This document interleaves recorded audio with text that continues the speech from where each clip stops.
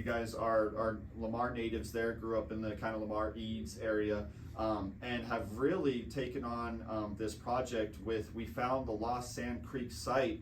I've been watching you guys from afar, of course, over Facebook, social media, kind of tracking it like that. And from the outside looking in, Mike, it sure seems like you guys are getting a lot of steam and getting the wheel rolling on this project. And really, you've been coming and moving around and doing different speaking events. You've been here at our Otero Museum, talking up the book and the book release. Now you're here down at our station, and I know you got a couple other things going on too. So I guess first and foremost, I just want to congratulate you guys on the release of the book, and it seems like everything's going really successful for you guys right now. But like I said, I got a little bit of behind the scenes because I've been following it for a bit. But Mike, I guess just for anyone who I'm just speaking Chinese to right now, and they haven't heard of you guys, haven't heard of the book, I guess let's just bring them in at ground level and kind of really explain to the community what you and Chuck have been working on and where you guys are at with it now. Sure. So I'm co-author of the book, We Found the Lost Sand Creek Site. And I co-authored it with my father, Chuck Bowen, and he and my mom, Sheri Bowen, set out in the mid-1990s to look for what they call the Lost Sand Creek Site. It had come to their attention in the early 1990s. They were contacted by an independent archaeologist that thought that the monument that's marking the traditional site was at the wrong spot. And that's the one that they claim to be in Kiowa County right now, right? Correct. That's we're considering that maybe the wrong location. So he thought that was not the right location, but thought from research that he did that it was further up the creek and possibly on Bowen land. Wow. And so this kind of got the ball rolling in the early 1990s. And so by about 1995, they decided, my mom and dad both decided that they would seek out and see what they could learn, because one thing that is very interesting with this is that past searches right below that bluff where that monument sits yielded no period artifacts. Really? No artifacts were found. They would, we're talking about skilled archaeologists that went out there and searched for several summers in a row. Guys that had found hundreds and hundreds of artifacts like the Summit Springs site, and they found nothing. Nothing. Not even a one. He even wrote a book about it. Man's name was Fred Warner. And he wrote about this, and they were unsuccessful. They would found like barbed wire and soda can tops, things like that. Modern relics. Modern things, modern relics. And so they decided, since past searches yielded no period artifacts, maybe that's true. Maybe it was further up the creek. Right. And so they decided to set out on their own and see what they could find. That's awesome. That's awesome. It's like National Treasure, dude. It's like our own version of National Treasure. And of course, this has really impacted you and your family, as you said. You guys were kind of just minding your own business, and then in the 90s, someone came to you and said, hey, I think that there might be something pretty fantastic on your land. Yeah. Might want to look into this. And now it seems like you guys have kind of taken that leap of faith and really dug into it. And now you're claiming to have found the site. It's really interesting too, because my dad was a rancher. There's no connection with our family in Sand Creek and that Sand Creek event of 1864. Right. No connection whatsoever. The only connection is that he was a rancher and grew up on that part of Sand Creek. Wow. And so he knew that area like the back of his hand. And so when they would read eyewitness accounts, they decided they needed to know what the land looked like. So they needed descriptions of where they could and find. he's just like, man, that sounds like down past the elm and over the creek, huh? He knew this land like the back of his hand. So that's fascinating. And so when he'd learn about, they talk about the banks were 200 yards wide, for example. He knew that was just a spot like that only on their ranch. So he would get clues for where to search. And we're talking about, there's like 7 miles of Sand Creek running through the ranch. So it's hard to narrow it down. But and you're talking about searching with a metal detector quill the size of a dinner plate. It's an overwhelming project. And you're looking for artifacts that aren't necessarily metal based as well, right? I mean, surely stuff that is, but a lot of stone and non-metal based materials could be found as well. Well, as far as stone, like stone arrowheads, for example, are actually much older. So by 1864, the Cheyenne Arapaho, they were using metal arrowheads. Oh, really? Yeah. Okay. They would actually make them from water barrel hoops, like the metal that went around a water barrel hoop. They'd make them from those, and they'd also trade for them. Okay, And- very cool. I've never actually even seen one, dude. Well, modern, like so you go into a sports store now, and of course metal Sure. tip, but interesting, Yeah, interesting. very interesting. And so they would trade for them. You know, there was that trading fort, the Bent's Fort. And that's another connection we had with our research in Sand Creek. You know, William Bent had built that trading fort, Bent's Old Fort. Well, George Bent was born there. George Bent was half Cheyenne, actually lived among the Cheyenne as a warrior. He Wow. was in Black Kettle's camp at Sand Creek. That's awesome. And so a lot of our That's information, all of our information in our book is straight from eyewitnesses, Really? including soldiers and George Bent. So very, I'm seeing you're priding it on being very factually accurate. Absolutely. As close So as you can from it's something that happened straight over from 100 years eyewitnesses. ago, right? Absolutely. Well, 150 years by now, almost 160 now, huh? Yeah, so we thought that that's really the only way we can get accurate information. And honestly, George Bent talks openly. He wrote letters to historians about 20, 30 years later. He's actually working as an Indian agent in Oklahoma, and he was writing letters to historians and wrote freely about what happened at Sand Creek. And interestingly, everything we hear about Sand Creek, George Bent is actually conflicted on a lot of these things.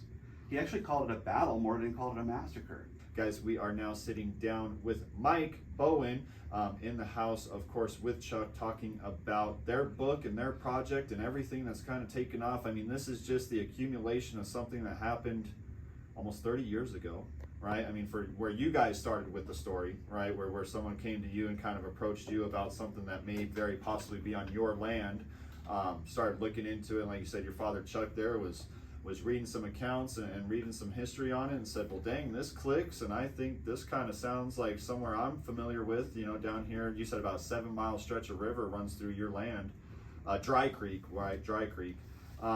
And then we're actually able to narrow it down, and you've actually now recovered, I think you said, hundreds of artifacts from the He's site. found over 4,000 pieces. 4,000 pieces. Yeah, You mentioned hundreds the of metal arrowhead. Yeah. And then what other kind of artifacts have been found at this point? We're talking about bullets, kettle fragments, obviously arrowheads, cannonball shell fragments. Wow. And that's one of the big identifying pieces. The only time those 12-pounder howitzers were ever fired in this part of Colorado was at Sand Creek. Really? I mean, that seems pretty fundamental evidence there, buddy. Like that's like you said, that's pretty tough. That one's hard to disclaim.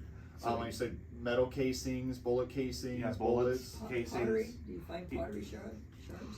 He found, well, most of it was like metal, things you could find with a metal detector. Okay. So, you know, kettle fragments. Also, coffee grinders. This is interesting. The Indians actually drink and use coffee. Huh. And he found coffee grinders, harmonica plates, as they had those in their camps sometimes. Interesting. And he actually did find, you could 100% identify teepee sites because he found fire pits. Oh. And he could dig down and he fell into them. And we talk about this in the books when it's a very sobering thing to find because you can tell by the way that ground felt that was like ash. And he found multiple teepee sites. Wow. And then battle related artifacts as well, obviously the bullets, but a lot of these were not in the same areas. All of this was scattered.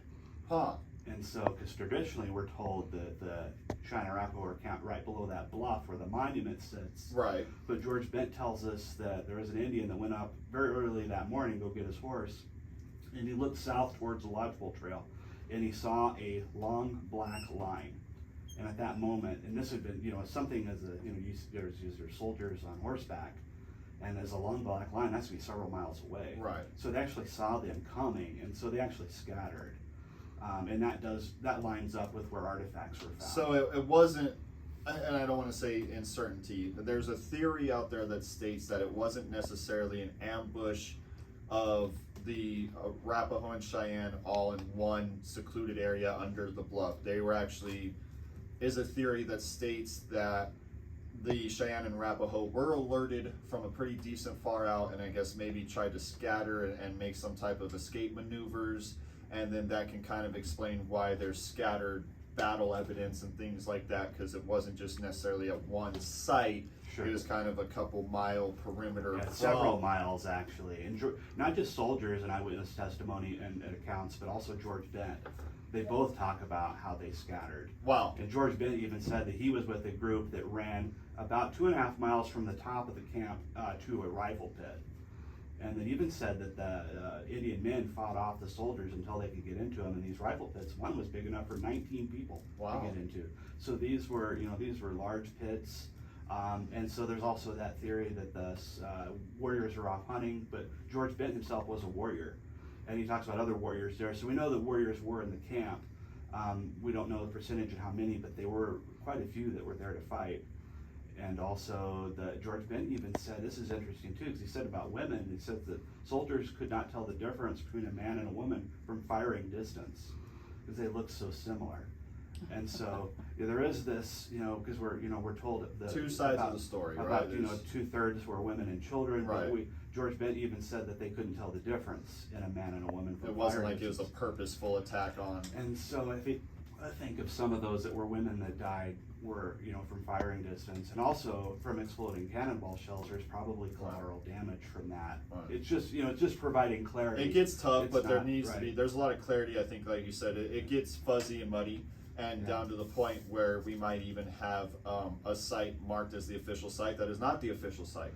So I mean, if it's that, if the clarity is broken down that far, then I can only imagine with the actual interpretation of the story itself and everything surrounding that. I think it's awesome that, of course, you and your family have kind of taken the task of setting some clarity to this stuff and kind of getting a more historically accurate depiction of what went on, Mhm. and in no way, shape, or form, justifying anything that happened. But hey, this is a big mark on our past, and it's being kind of almost disrespectfully wrongly depicted, to a point where we're just trying to kind of come along, add some clarity, show what we found and what we think, and you guys seem to have done the research, and like I said, I'm really impressed with the first person testimony and where you Sure. guys went to get all of your Absolutely. investigation from. I mean, it seems solid, dude, and I'm not the one to make that decision, I guess, but Sure. for I guess for you guys, just a couple questions here. I want to start with how long you've been working on the book. The book in total took about 2 years to 2 write. years. That includes writing and editing and working with publishers. But that's once you already had completed notes, and that's just actual sitting down and producing the book. that's How long correct. did it take you to collect all your notes and your? I mean, everything was documented over the course of the entire time of discovery. And so my parents meticulously took notes. They had calendars with dates on when they met with like National Park Service personnel, when people came into the home to look at artifacts. And also a lot of this was documented on camera with a home VHS camcorder. Right. And Nice, so nice. this stuff was just compiled over years. So they had it all, they had it all together, put away. And so it was just a matter of just going through all of their notes and calendars. That's awesome. And then you said about 2 years to actually physically produce the book. Yeah. And then when did you guys actually release the book? The book was released in October 2022, so just Very nice. Just a couple months ago, Not that long handful of ago. months ago. And I know you were telling Julie. Julie was very interested here. Amazon, available on Amazon, available, I'm sure probably through your Facebook pages. You can get it straight through Amazon. You can get it and go to our website, thelostsandcreek.com, and there's a buy the book link at the top of the page on the top right. You can also check out our Facebook page, facebook.com/Bowen History, and you can send us a message on either of those too. We have a blog. Nice. If somebody wanted to follow our blog, we post like behind the scenes about the book, things like that, and we send out email updates. So if you want to message us on either our Facebook or our website, we can add you to that list. Very good, Mike. Very good, man. So that's all just to lead me to the question of, you guys are sitting here flirting with a very monumental, I guess, change in history, right? You're literally going back and kind of attempting to rewrite history books a bit. Where do you go for the next level, I guess, as far as I guess legitimacy, or like maybe even moving the monument to where you guys are claiming? Like, how does that next step in the process really kind of happen to, I guess, widely accept your theory on the site? Well, we don't really, we're just wanting to get out this information Right. so people can read our book and make up their own mind. Okay. And it's not really, I don't think we really see it more as correcting, more as rewriting, but it is kind of correcting a Editing. piece of history. Editing. And a little bit of editing it, and bringing clarity, because people can sit down and argue two sides, Right. but there's a third side, That's the artifacts, and they cannot lie. Yeah. And that's the thing, is these artifacts were found starting 2.5 miles up the creek from the monument. So that's the when the creek does run, which is very rare, it runs the other direction. So nothing could have ever been moved that way by a current. Water or current or. So everything is just based on the artifacts. We just want people to read our story. But the monument is at a spot where it does actually mark a significant spot. It's just not where artifacts were found. Right, right. Interesting. Very interesting, man. And like I said, I really appreciate and respect the amount of time. I mean, like I said, since the 90s, you and your family have really kind of been completely enthralled in this project, and congratulations. Like I said, that book, I think people don't necessarily understand when they see a book how much work goes into a book. Like Sure. you guys, like you said, that's almost 2 decades, 2.5 decades of notes and information and detailed information that you guys kept with yourselves. And then to be able to translate it, it took 2 years to do that, right? Translate it and edit it down to a book style. And that included going through like eyewitness accounts. Right. And just going through and combing through documents, because I also had to get myself up to speed. Mm-hmm. Because when this started, I was in high school. I was in school and off at college. So, I mean, I knew about everything that they had found, but I hadn't, done all of the research that they did on reading eyewitness accounts, and so I had to get myself up to speed on that too. So Nice. And then, of course, with the artifacts you guys have found to this point, are there any places to have those displayed? Anywhere people can go see at this point? well, what we usually do is we take a sampling of artifacts with us when we do book signings and Okay. programs. Nice. So we'll have a small sampling. Photos of them can be seen on our website. And if you want to see pictures of artifacts, the book has a lot of photos. There's over 100 photos of artifacts in our book. Nice. Very cool. And one photo isn't necessarily one artifact. Sometimes it's a case of artifacts. So we have a lot of pictures in our book. A lot of artifacts are shown. That's awesome. Mike, Chuck, I definitely appreciate your guys' time coming in here this morning. We are running out of time, but before we do that, I want to go ahead and open the phone lines. We got quite a few people watching on Facebook. We got quite a few people listening in. Guys, phone lines are now open. Like I said earlier in the episode, we are going to give out a signed copy of We Found the Lost Sand Creek Site, of course, brought to you by Chuck and Mike Bowen. Guys, phone lines are open. Give us a call, 719-384-2345. I'm going to take the first caller, again, 719-384-2345. Mike, Chuck, again, thank you so much for coming in. Anything else you would like to say? Anything, contact information, thank yous, anything we still need to get out this morning? Just again, check out our Facebook page, facebook.com/Bowen History, and our website, thelostsandcreek.com, and check us out. Check out our and give us a message on either one. Awesome. We'll add you to our email list. Very cool. Very cool project, guys. Very cool thing going on. We'll definitely make sure to follow along. Thank you to Chuck and Mike Bowen making the drive down here from Lamar, hanging out this morning, talking about their new book and their project with the Sand Creek.